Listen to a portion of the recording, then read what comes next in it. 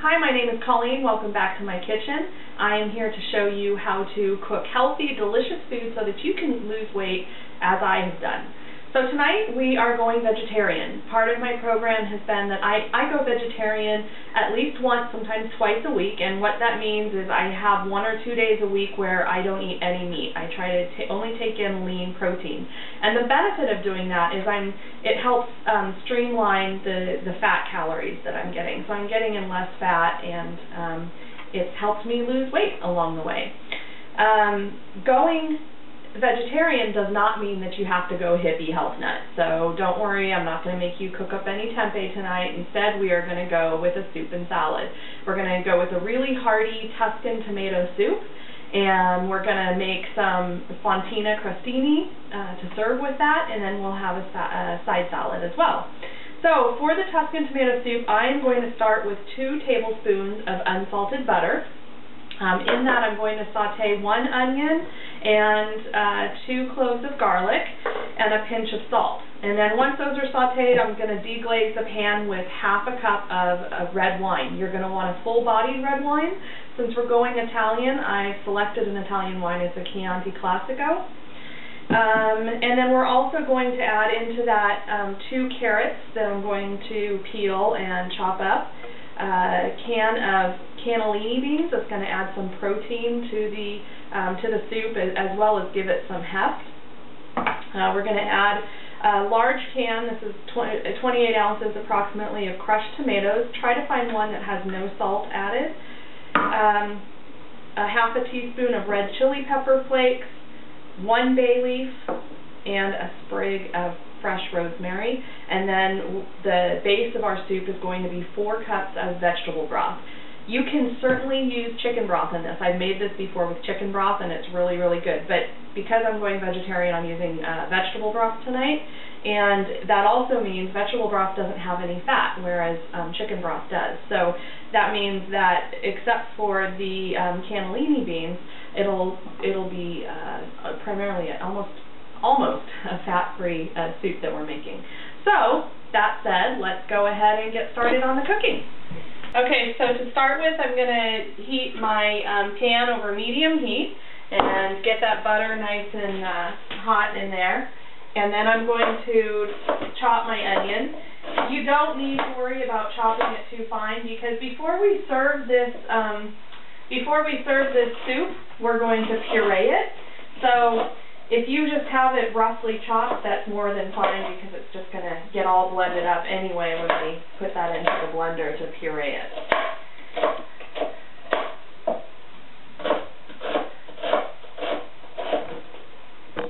Okay, so I'm going to put my onion in the pan here.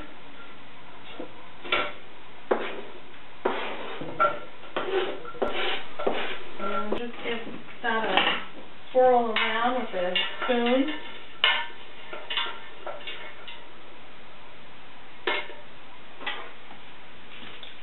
Whew, eyes are watering from the onions. Next thing I want to do is go ahead and press in 2 cloves of garlic. If you want to chop these instead of pressing them, that's fine. This is just, I find this a lot easier, even though, yes, it is 1 extra dish to wash. So the next thing I do is I'm going to go ahead and chop up my carrots.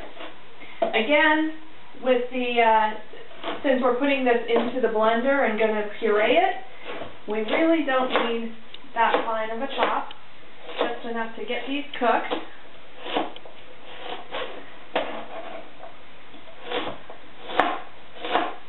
By the way, I did peel the carrots before I started chopping them.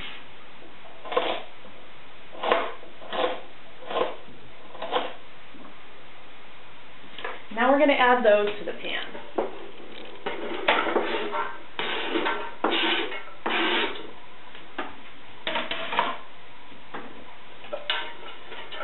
Okay, so that's it so far. We're going to let that cook for a few minutes, probably around 5 minutes, because we want the onions to get nice and translucent, almost caramelized.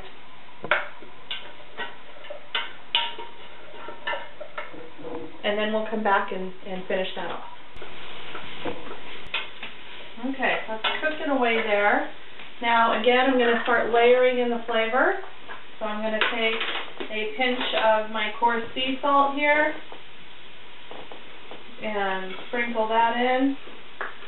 I'm not going to add pepper tonight because we're going to be adding the red chili pepper flakes.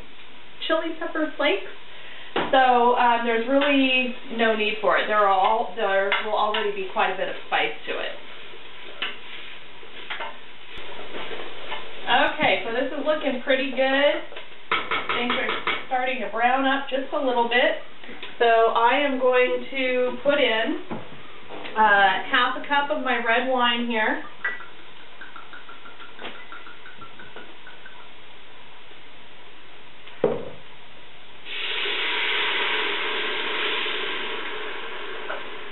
And I'm going to take my spoon and stir that around and scrape up all those little bits that have kind of crusted to the bottom of the pan. And I'm going to let this cook down by roughly half. Again, on the wine, you want to have a wine this is going to flavor the soup. So you want to have a wine that is a good drinking wine as well, because it's going to take flavor from the wine. Now, if you don't like cooking with wine, just leave it out. Don't try to substitute anything. It won't be quite as flavorful, in my opinion, but I would just leave it out. Okay, we're letting that reduce down by about half. So the wine is reduced down by about half, so now I'm going to start adding in the rest of my things. So the first thing I have are my crushed tomatoes, the large can of crushed tomatoes. I'm going to pour that in here. And then cannellini beans. If you've never used cannellini beans before, sometimes it'll say cannellini, sometimes it'll say white kidney beans. It's the same thing. These come packed in kind of a water and salt mixture, so I want to drain and rinse them before I actually use them, which I've already done here. So I'm going to toss those in. And then I'm going to put in a half a teaspoon of red chili pepper flakes. If you don't care for spicy food, then use less. If you like really spicy food, then use a little bit more. This just gives the soup a little bit of a kick to it and makes it very warming on a cold winter's night.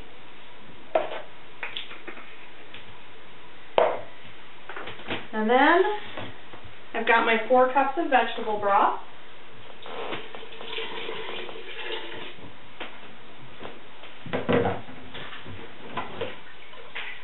And I'm just going to stir that up here.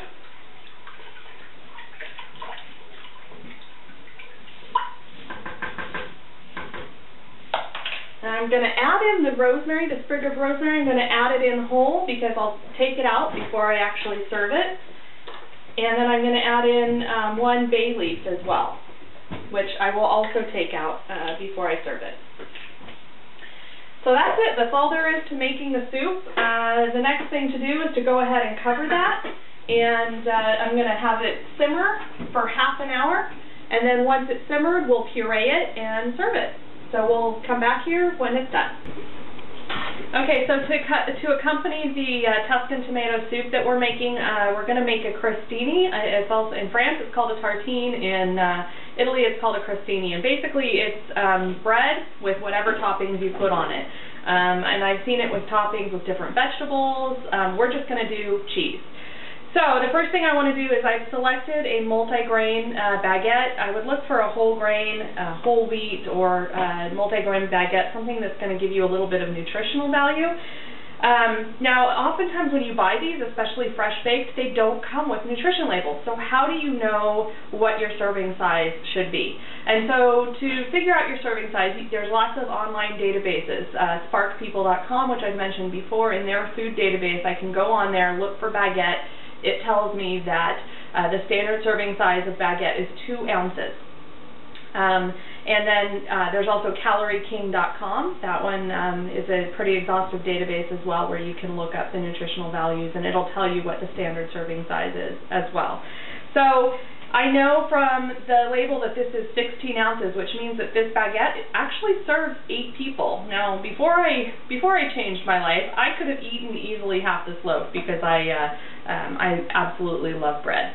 But this is actually 8 servings, so we want to pare this down to 2 servings because that's how many people I'm cooking for tonight. So I'm going to cut it in half, and then I'm going to cut it in half again. And so this, my friends, is actually 2 servings, not 1, but 2 servings. And so that's what I'm going to be preparing. The rest of my baguette I can throw in a Ziploc bag and throw in the freezer for another time. Okay, so for the crostini, all I'm going to do is I'm going to make little slices here. By the way, 1 serving of baguette is about somewhere between 150 and 200 calories typically.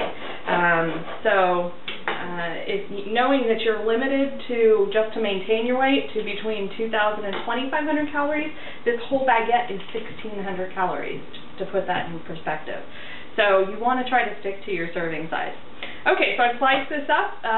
Now what we're going to do is lay it out on a cookie sheet.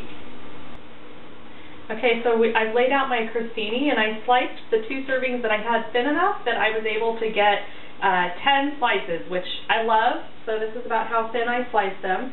And I love that I have about 5 slices per person because that makes it seem like more than it actually is.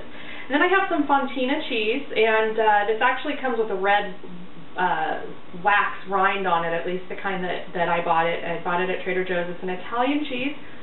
It's really good. It's like it's a semi-soft cheese, so you'll see it's kind of soft, like a Jack cheese almost, and it's very mild in flavor, really creamy in texture, so it'll go really nice. I've grated up half a cup here, which at this fine shred is going to be about 2 ounces, and the serving size is 1 ounce per person.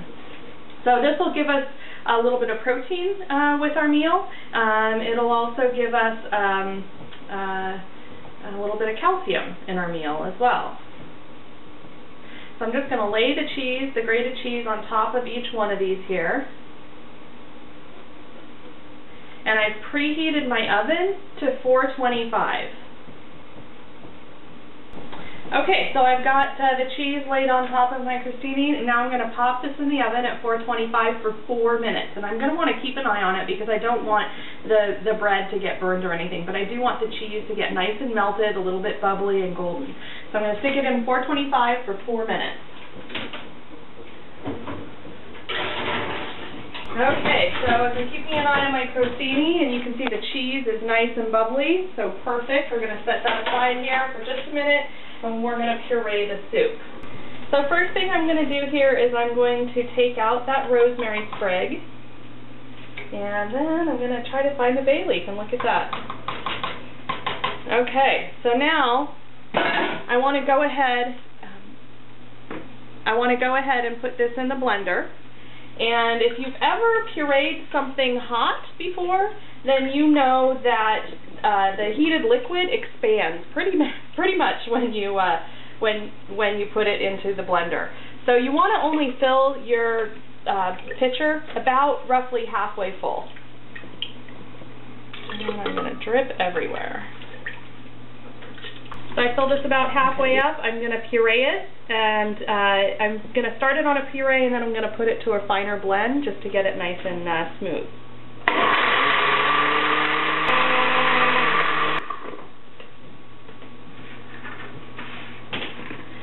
Okay, so now I'm going to pour it into another container, and I'll keep pureeing the rest of it until the whole thing is done. Okay, so I've pureed all of the soup here.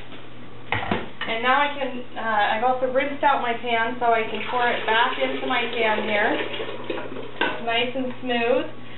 This is going to serve 6 people at about 1.5 cups per person. Okay, so we're all served up here. I have my very hearty Tuscan tomato soup. I have a side salad, which is very easy. I didn't show you how to do that because I'm assuming that you already know. Just some romaine lettuce with some cucumber, some grape tomatoes, and a little bit of reduced fat feta. And then I've got my crostini with the Fontina cheese. So now I'm going to go enjoy it. I'll see you next time.